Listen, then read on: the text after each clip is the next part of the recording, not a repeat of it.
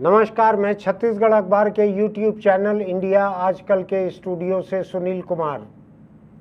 बहुत से लोगों को लगता है कि हिंदुस्तान में जात पात खत्म हो गई है। कई लोगों को लगता है कि यहाँ दहेज हत्याएं खत्म हो गई हैं। कई लोगों को लगता है कि लड़कियों महिलाओं की कोई प्रताड़ना नहीं होती है। इस बात को तो बहुत सारे लोग कहते हैं कि अब कोई कन्या भ्रूण हत्या यहाँ नहीं होती है हिंदुस्तान में। मेरे हिसाब से ऐसे तमाम लोगों के मुंह में घी शक्कर उनकी बातें सही साबित हों कि जात पात खत्म हो जाए, महिला का सम्मान होने लगे, जैसा कि भारत माता का सम्मान होता है या देवियों का सम्मान होता है हिंदुस्तान में जगह जगह, उसी तरह महिलाओं का सम्मान होने लगे। मैं ये भी चाहता हूँ जिनको लगता है कि जात पात खत्म हो गया है हिंदुस्तान में, सच में खत्म हो जाए। ऐसे में एक खबर आई है उत्तर प्रदेश के बदायूं से, जिसकी मैं चर्चा करना चाहता हूं। दिल थोड़ा दहला हुआ है मेरा, लेकिन अगर समाज को सुधारना है तो उसकी बुराइयों पे कुछ चर्चा भी करनी पड़ेगी। पन्नालाल नाम का एक आदमी बदायूं में, उत्तर प्रदेश में है ये, उसकी शादी हुई अनीता नाम की महिला से।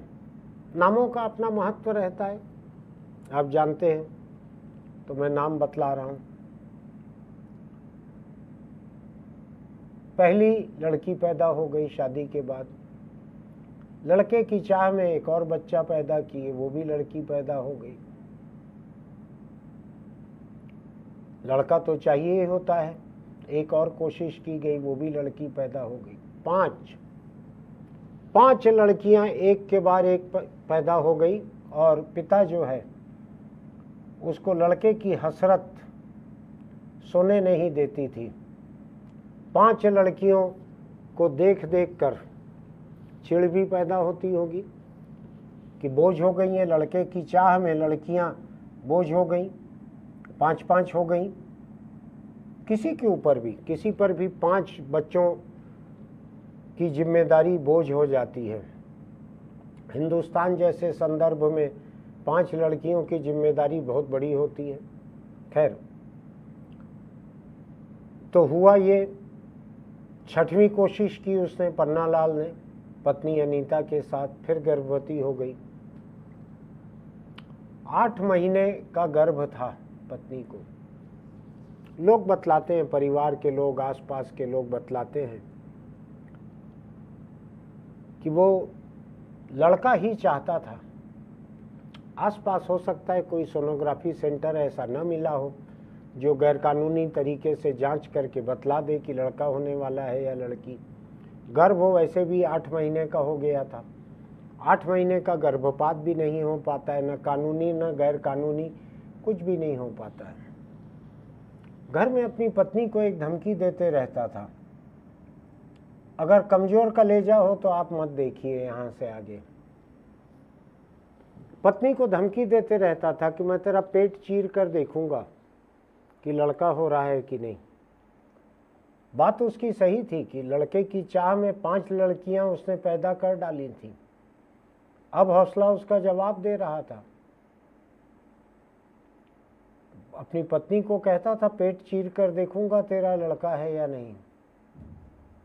कौन इस बात को गंभीरता से लेते। हंसिए से उसने पत्नी का पेट चीर डाला देखने के लिए कि भीतर बेटा है कि बेटी है। गर्भपात हो गया, भ्रूण की मौत हो गई, लड़का था। पत्नी की किसी तरह से जिंदगी बची, बड़ी मुश्किल से। अतड़ियां बाहर आ गई थी। अब जाकर पन्नालाल को उम्र कैद की सजा हुई है जिला अदालत से। ऊपर की अदालतें अभी बाकी है। हो सकता है हिंदुस्तान में कई अदालतें बड़ी दकियानूसी रहती हैं, हो सकता है ऊपर की कोई अदालत पन्नालाल को छोड़ दे,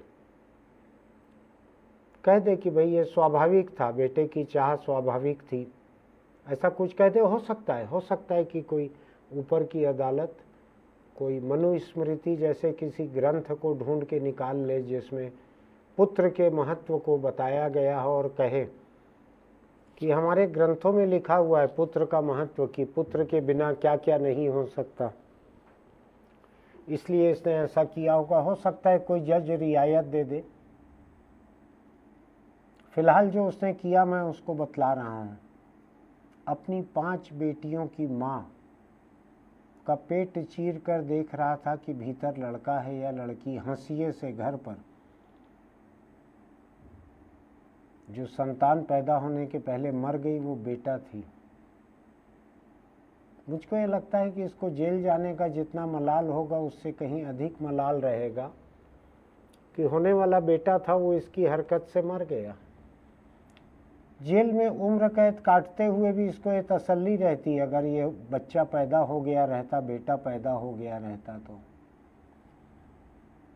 पुत्र की ये चाह कहाँ ले जाकर लोगों को मारेगी, हिंदुस्तानी लोगों को। तरह तरह के व्रत होते हैं, मैं देखता हूँ मेरे आसपास, अलग अलग जातियों में, अलग अलग इलाके की संस्कृतियों में तरह तरह के व्रत हैं। पुत्र की चाह में है। बहुत सारी आयुर्वेदिक दवाइयाँ बाजार में आती है पुत्र के लिए, सब कुछ पुत्र के लिए है। मेरे आसपास की कुछ महिलाएं उपवास करती हैं पुत्र के लिए, बेटे के लिए। पुत्री के लिए कोई उपवास नहीं। पुत्री को तो हिंदुस्तान का एक तबका अभी भी ये मानता है कि अगर जन्म के पहले बच्चों का यौन परीक्षण हो सके, भ्रूण यौन परीक्षण हो सके, तो लड़की को तो वहीं मार देना चाहिए। बहुत सारे लोग ऐसा मानते हैं। क्या किया जाए इसका? इस सोच का क्या किया जाए? इसका क्या इलाज है? इसका इलाज आसान नहीं है। जो आप देखते हैं ना, दीवारों पे लिखे रहते हैं कई इश्तहार, बचपन की बुरी आदतों के शिकार आकर मिले, तारीखें रहती है, होटल का कमरा रहता है। जानते हैं ना? आप नहीं जानते हैं तो मत समझिए। अगर आप जानते हैं ऐसे इश्तहार, बचपन की बुरी आदतों के शिकार। बचपन की बुरी आदतों में शामिल है लड़के और लड़की में फ़र्क करना। बच्चे अपने बचपन से देखते हैं इस बात को कि उनके दादा दादी के साथ कैसा बर्ताव करते हैं, ताऊ ताई के साथ कैसा बर्ताव करते हैं, बाप माँ के साथ कैसा बर्ताव करता है। ये बचपन से देखते हैं बच्चे। उनके दिमाग में ये बात पुख्ता बैठे रहती है कि माँ और बहन, और जब वो बड़े हो जाएंगे तब आने वाली बीवी और उसके बाद आने वाली बेटी, ये सब कैसे व्यवहार के हकदार हैं। आपको ध्यान है ना, मैं विवाद को ज़्यादा खड़ा करना नहीं चाहता, लेकिन ध्यान है ना आपको, ढोल गंवार शूद्र पशु नारी, ये सब ताड़न के अधिकारी। मैं नहीं जानता किसने लिखा है, मैं उस चक्कर में पढ़ता ही नहीं हूँ। नारी जो है ताड़न की अधिकारी है। मैंने यहाँ पहले कुछ एक वीडियो में पढ़ के सुनाया है कि अलग अलग व्रत कथाओं में क्या लिखा रहता है कि पति के लिए जो व्रत करना है उसमें अगर चूक हो जाएगी, महिला अगर पानी पी लेगी तो अगले जन्म में सुवर्णी बन जाएगी, कुछ और करेगी तो जोंक बन जाएगी, जो कुछ बनेगी ऐसी अगले जन्म में, कुत्ता बिल्ली छिपकली जोंक सुअर जो भी बनेगी वो महिला ही बनेगी। पति का कुछ नहीं बिगड़ेगा, पति के बारे में कुछ भी नहीं है। मैं आपको बतलाऊं, ये जो पन्नालाल जिसने अपनी पत्नी अनीता का पेट हंसिए से चीर दिया, अजन्मे बच्चे को मार डाला, ये पन्नालाल भी अगर पहले के 100, 200, 300 साल पहले की कुछ व्रत कथा में अगर इसका जिक्र रहेगा ना, तो इसके लिए कोई सजा नहीं होगी पन्नालाल के लिए। अनीता को कहा जाएगा कि तुमको पन्नालाल के लिए करवा चौथ करना है, इसको कहा जाए कि तुमको ये व्रत करना है, पति के लिए उपवास रखना है। अनीता को कहा जाएगा कि तुम छन्नी से देखो, छन्नी से पन्नालाल का चेहरा देखो तो स्वर्ग नसीब होगा। अब ये जेल जाएगी अनीता, पन्नालाल का चेहरा देखेगी छन्नी से, तब फिर जेल से आकर खाना खाएगी, तब तक उपवास करेगी।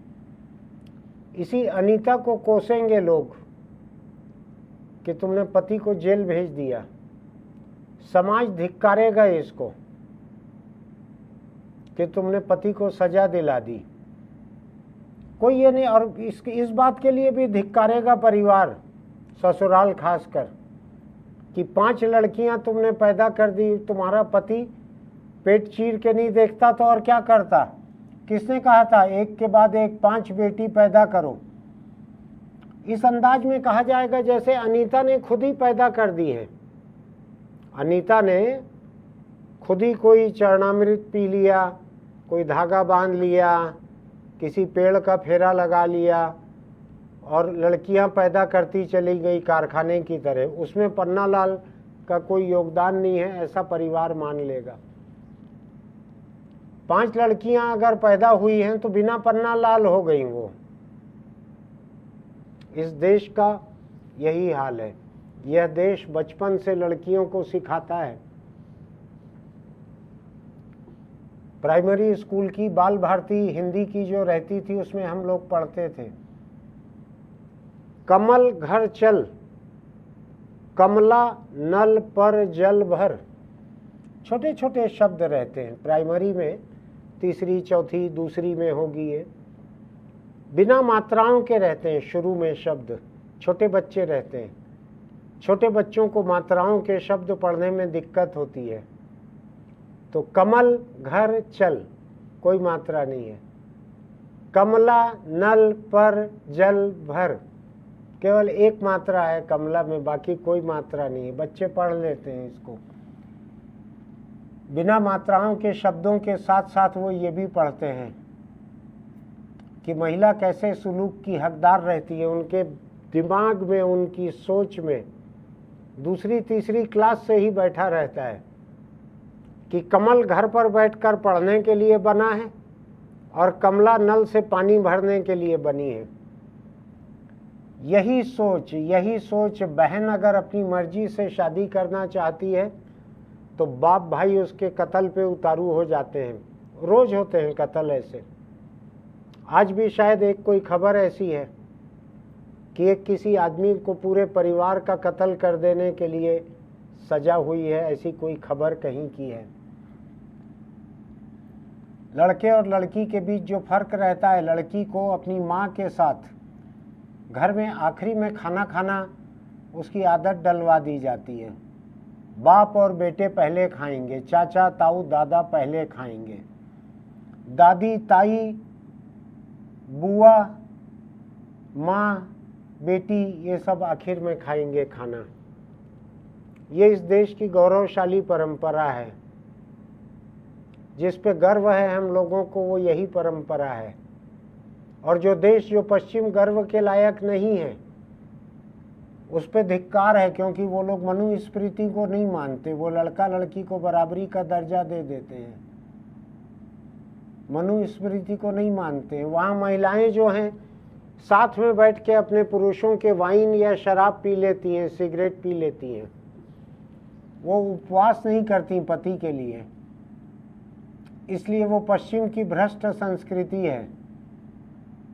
उस संस्कृति का वैलेंटाइन डे यहाँ नहीं मनाना चाहिए, क्योंकि अगर वैलेंटाइन डे मनाते रहता पन्नालाल अनीता के साथ, लोग शादीशुदा जोड़े भी मनाते हैं, केवल छोकरे छोकरियों का त्यौहार नहीं है। अगर पन्नालाल अनीता के साथ 5 लड़कियों के बाद वैलेंटाइन डे मनाते रहता तो उसका पेट हंसिए से नहीं काट पाता। इसलिए हिंदुस्तान में, हिंदुस्तानी गौरवशाली संस्कृति में हंसिए की जगह है, वैलेंटाइन डे की जगह नहीं है। ऐसा देश है मेरा, इस पे गर्व करने वाले लोग कम नहीं हैं। सैकड़ों हजारों साल से हमारी जो संस्कृति चले आ रही है, जिसके आधार पे गर्भवती पत्नी को घर से निकाल दिया जाता है अगर कोई एक ओछा व्यक्ति, कोई एक गैर जिम्मेदार व्यक्ति भी उसके बारे में कोई टिप्पणी करता है तो गर्भवती पत्नी को घर से निकाल दिया जाता है। आदमी कहीं भी रहे, अकेले रहे, जंगल में, महल में, कहीं भी रहे, या उस आदमी का पिता 4 रानियां क्यों न रखता रहे, उसमें कोई दिक्कत नहीं है। और पत्नी अगर पूरी तरह से पतिव्रता हो के पति के साथ बरसों जंगल भटके तो भी उसको घर छोड़ना पड़ेगा, उसको अग्नि परीक्षा देनी पड़ेगी। कैसी अग्नि परीक्षा है? हंसिए वाली, पन्नालाल ने जो ली है। ये अनीता जिम्मेदार है, जो पेट का बच्चा उसके मर गया। उसका पति पन्नालाल जिम्मेदार नहीं है। उसने तो गर्भ के शिशु का लिंग परीक्षण ही किया था। ये महिला की जिम्मेदारी थी कि वो बच्चा मरे नहीं, उसको बचा के रखना था बेटे को। जो बचाने लायक नहीं थी, 5 बेटियां, उनको सबको बचा दिया इसने, अनीता ने सबको बचा दिया, 5 बेटियों को। एक भी नहीं बचती तो भी चल जाता। अब आखिरी में जाके जिस बेटे को बचाना था, जरा सा हंसिया से पेट चिरा गया तो मरने दिया उसको, बेटे को। ऐसे ही हिंदुस्तानी महिलाओं के लिए कभी सती प्रथा यहाँ चलती थी, कभी विधवा विवाह पे बंदिश थी, कभी महिलाओं को अछूत मान लिया जाता था, कभी उनको पाप की वजह मान लिया जाता है। ठीक किया जाता है। जो महिला अपने पति के हंसिए को न बर्दाश्त कर सके और बच्चे को मर जाने दे। ऐसा क्या हो गया था, क्या जुल्म हो गया था अनीता पे? पेट ही तो चीर के देखा था पति ने उसका। 5 बेटियां पैदा हुए करते हुए 5 बेटियां पैदा करते हुए न अनीता खुद मरी, न किसी बेटी को मरने दिया। बड़ा बर्दाश्त था, बड़ा शौक था बेटियां पैदा करने का। बेटियों को भी शौक था, 5 की 5 बच गई। बाप पन्नालाल की हालत खराब करने को। और एक बेटा होने वाला था 6वें नंबर पे, तो मां ने हौसला छोड़ दिया। जरा सा पेट को चीरा था देखने के लिए कि भीतर लड़का है कि कौन है। उतने में ही लड़का चल बसा। तो जिम्मेदार जाहिर है। पुराने ग्रंथ हैं हिंदुस्तान के, मैंने कुछ एक देखे हैं, उनके मुताबिक जिम्मेदार महिला है। आदमी क्या करेगा? 5 बेटियों के बाद देखेगा ही कि 6वां लड़का है कि नहीं। वही उसने किया, इसीलिए पेट चीरा और चल गया लड़का। अच्छा हुआ 6वीं लड़की अगर जिंदा रह जाती तो क्या होता। लेकिन ये अनीता का पाप रहा कि अतड़िया भर तो बाहर निकली थी। क्यों उसने बेटे को मरने दिया? एक तो मुश्किल से पन्नालाल ने 5 बेटियों के बाद 6वें बेटे को पैदा करने में मेहनत भी लगी होगी पन्नालाल को। खून पसीने की कमाई था ये बेटा उसके। फिर मेहनत की होगी 5 के बाद एक बार, 6वीं बार। उस मेहनत का सम्मान भी नहीं किया अनीता ने। केवल अपना पेट हंसिए से चिर गया तो उसी का बुरा मान गई। यही वजह है कि सैकड़ों हजारों वर्षों से हिंदुस्तान में महिलाओं के बारे में लिखा जाता है कि वो किस किस तरह से ताड़न प्रताड़न क्या क्या कहते हैं, मैं तो उतनी गरिष्ठ हिंदी नहीं समझता, उसकी हकदार रहती है। किस तरह से हमारे ये उत्तर प्रदेश, यही उत्तर प्रदेश बदायूं, क्यों हुआ है समाज ऐसा? इस उत्तर प्रदेश के बरसों से जो मुखिया चले आ रहे हैं, मुझको तो याद भी नहीं है वहाँ योगी आदित्यनाथ कब से मुख्यमंत्री चले आ रहे हैं। मैं तो बरसों से उन्हीं को देखते आ रहा हूँ।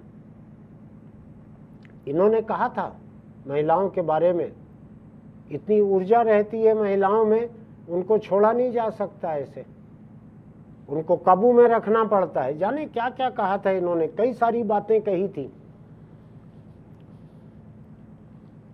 वही काम कर रहा था पन्नालाल, काबू में रख रहा था। आपको ध्यान है ना, हरियाणा का सीएम था अभी तक, मनोहर लाल नाम का एक आदमी। उसने क्या कहा था? शाम के बाद लड़की घर से निकल जाए, उसकी जरूरत क्या थी? यानी उसको छेड़ा भी जा सकता है, बलात्कार भी किया जा सकता है शाम के बाद निकल जाए तो। क्यों लड़की को अकेले निकलना चाहिए शाम के बाद? इसका मतलब यह है किसी न किसी मर्द की गुलाम रहना चाहिए उसको। ये सैकड़ों हजारों बरस पहले के किसी ग्रंथ में भी लिखा है कि लड़की को पहले पिता के मातहत रहना चाहिए, फिर पति के मातहत रहना चाहिए, फिर पुत्र के मातहत रहना चाहिए। हमारे देश में जो बाल भारती बच्चों को हिंदी पढ़ाने के लिए जो बनी है स्कूलों के लिए, वो ऐसे ही ग्रंथों के प्रभाव से बनी हुई है। अमर घर चल, कमल घर चल, कमला नल पर जल भर, ये वहीं से बना हुआ है, ये सोच वहीं की है। तो उत्तर प्रदेश के बदायूं में पन्ना लाल ने जो किया है, उसके प्रदेश के जो सबसे बड़े मुखिया हैं, उनकी महिलाओं के बारे में जो सोच है, ऐसी सोच जो दूसरे नेताओं की है, अलग अलग पार्टियों के, एक पार्टी की नहीं। इसी उत्तर प्रदेश में समाजवादी पार्टी के आजम खां की जो सोच थी, छोटी सी 12 बरस की बच्ची जिस पे बलात्कार हुआ था, उसको राजनीतिक साजिश कह दिया था आजम खां ने। सुप्रीम कोर्ट ने कटघरे में खड़ा करके बाह मरोड़ के माफी मंगवाई थी आजम खां से। लेकिन ये वही प्रदेश है, वही उत्तर प्रदेश है जहां इस तरह की बातें हो रही है, वही हरियाणा है, वही हिंदुस्तान है। हिंदुस्तान का जो प्रदेश पढ़ा लिखा होगा, जो महिलाओं को बराबरी का दर्जा देता होगा, जहां महिलाओं को आर्थिक रूप से आत्मनिर्भर बनने का मौका मिलता होगा, उनके पेट पर हंसिए का खतरा नहीं मंडराता होगा। गर्भवती महिला के पेट को हंसिए से चीरकर गर्भस्थ शिशु का सेक्स देखा जा रहा है, लड़का है या नहीं। कितने लोग इसके बाद गर्व करना चाहेंगे इस देश पर? और ये मामला अकेला सामने आया हो सकता है पेट चीरने से कम दर्जे की हिंसा होती हो। मैंने बहुत सारी जगहों पे देखा है, 1-2 लड़कियां अगर पैदा हो जाए तो उस माँ का, उस बहू का क्या हाल होता है इस देश में, देखा हुआ है मेरा।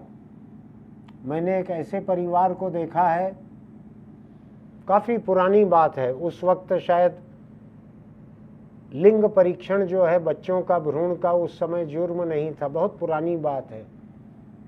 मुझको पता लगा कि एक लड़के की चाह में 4-4, 5-5 बार एबॉर्शन करवाया गया एक महिला का, क्योंकि 1 या 2 लड़की पहले हो गई थी, उसके बाद लड़का ही चाहिए था, अवांछित लड़की नहीं चाहिए थी। लेकिन वो मुजरिम महिला ऐसी थी कि वो गर्भ में बार बार लड़की ले आती थी, और परिवार इतना सुलझा हुआ था, इतना विद्वान था, हजारों बरस के ग्रंथ पढ़े हुए थे उसने, उस परिवार ने, खासकर वहाँ के मर्दों ने। तो बार बार उस महिला का पेट साफ करवा दिया जाता था। जानते हैं ना आप, पेट साफ करना, यही जुबान इस्तेमाल होती है, कोई गर्भपात जैसी जुबान इस्तेमाल नहीं की जाती, पेट साफ करने की जुबान इस्तेमाल होती है। सोच के देखिएगा कि समाज में लड़के और लड़की के बीच फर्क क्या है आज। कितना गर्व करने लायक है हमारा समाज। सोच के देखिएगा इस बारे में। आपका दिल इससे हिला है कि नहीं हिला है इस हांसिए को देखकर? 8वें महीने के इस अजन्मे बच्चे की मौत को देखकर, पेट कटे हुए अनीता को देखकर आपका दिल हिला है कि नहीं? मैंने तो केवल हाल फिलहाल के ग्रंथ पढ़े हैं अपनी ज़िंदगी के, जितनी मेरी उम्र है उतने ही उम्र के ग्रंथ पढ़े हैं। आपने अगर कुछ सैकड़ों और हजारों साल पहले के ग्रंथ पढ़े होंगे तो मुझको पक्का भरोसा है आपका दिल मजबूत होगा, आपका दिल नहीं हिलेगा, दिल नहीं दहलेगा। मुझ में और आप में फ़र्क हो सकता है। मैं थोड़ा अज्ञानी हूँ, कम पढ़ा लिखा हूँ, बिल्कुल ताज़ा पढ़ा हुआ है मेरा, पिछले 50-60 साल का ही पढ़ा है मैंने, और पुराना नहीं पढ़ा है। सोच के देखिएगा हिंदुस्तान में महिला की क्या हालत है, बच्चियों की क्या हालत है, और हम कितने गर्व करने के लायक हैं अपने आप के ऊपर। अपने आप आसपास पूछिएगा, दादी, नानी, माँ जो हो आपके पास, पूछिएगा आपने कभी लड़के की चाह में लड़कियों को गर्भ से गिरवाते हुए, माँ का गर्भपात करवाते हुए देखा है क्या, सुना है क्या? पूछिएगा। बहुत पुरानी बात नहीं है, अभी हाल फिलहाल तक की बात है, अभी भी चलता है और हम गर्व कर रहे हैं, हम गर्व के लायक हैं। और जिन देशों में लड़के लड़कियों में कोई फर्क नहीं है, जहाँ पे कोई कन्या भ्रूण हत्या नहीं होती, जहाँ ये लिंग परीक्षण की जांच भी गैर कानूनी नहीं है, वहाँ इस जांच से लड़का लड़की से कोई गर्भपात नहीं होता। उनको उतना गर्व नहीं है अपनी संस्कृति के ऊपर जितना हमको है हमारी संस्कृति पर। सोच के देखिएगा क्या हालत है संस्कृति का। अगर ये 6वीं लड़की पैदा हो गई रहती तो इसकी माँ का क्या हाल होता। ये हंसिया उसके बाद चलता नहीं चलता, क्या होता, देखने की बात है। फिर मिलेंगे। आपको मेरी ये बात अगर चुभी है तो मैं उसके लिए धन्यवाद दूंगा, ये बात चुभाने के लिए ही है। आपको हमारे ये YouTube चैनल अच्छा लगता है अगर, तो इंडिया आजकल नाम का ये चैनल सब्सक्राइब कीजिए, नोटिफिकेशन की बटन दबाइए, लाइक कीजिए, दूसरे लोगों को भेजिए। देश में गर्व बहुत से लोगों को है, तकरीबन तमाम देश को गर्व है। मैं बीच बीच में शर्म में डूब जाता हूँ, बाकी लोग अभी गर्व से भरे हुए हैं, मस्त हैं एकदम गर्व में। उनको भेज के देखिएगा इसको। मैं चाहता हूँ कि थोड़ी सी तकलीफ हो, थोड़ा सा हंसिए की नोक कैसी लगती है, कैसी चुभती है, उनको भी पता लगे। उनके गर्व को, उनके अहंकार को हंसिया जरा लगे, ये मैं भी चाहता हूँ। फिर मिलेंगे। सोच के देखिएगा इस बारे में, बात जरूर कीजिएगा आसपास के लोगों से। मैं यहाँ पे कोई अपना फैसला सुना के नहीं जाता हूँ, मैं केवल आपके सोचने का सामान छोड़ कर जाता हूँ। उससे अधिक ज्ञान नहीं है मेरा, उससे अधिक मेरी समझ नहीं है। चलते चलते अगर आप दुपहिए पर चलते हैं, चलाएं या बैठें, तो हेलमेट लगा कर रखिए, बेल्ट लगा कर रखिए उसका। कार में चलते हैं तो सीट बेल्ट लगा कर रखिए। आपकी जिंदगी बचाने के लिए ये जरूरी है, पुलिस के लिए जरूरी नहीं है।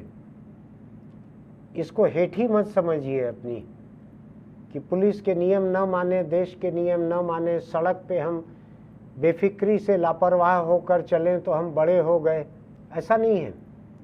मूर्ख रहते हैं वो लोग जो अपने सिर की हिफाजत नहीं करते। सिर पे चोट लगने से कितने लाख रुपए इलाज में लगते हैं। अपने शहर के किसी अस्पताल में जाके पूछिएगा कि न्यूरो सर्जरी कितनी महंगी है, न्यूरोलॉजिकल इलाज कितना महंगा है। कैसे एक एक सड़क हादसे के बाद, ब्रेन इंजरी के बाद में लोग बरसों तक लंगड़े हाथ पैर लेके चलते हैं, गिरते पड़ते चलते हैं, उठ खड़े नहीं हो पाते हैं। देख के चलिएगा, अपनी ज़िंदगी बचा कर रखिए। ये पुलिस के लिए नहीं है, जुर्माना कमाने के लिए नहीं है, आपको बचाने के लिए है। फिर मिलेंगे।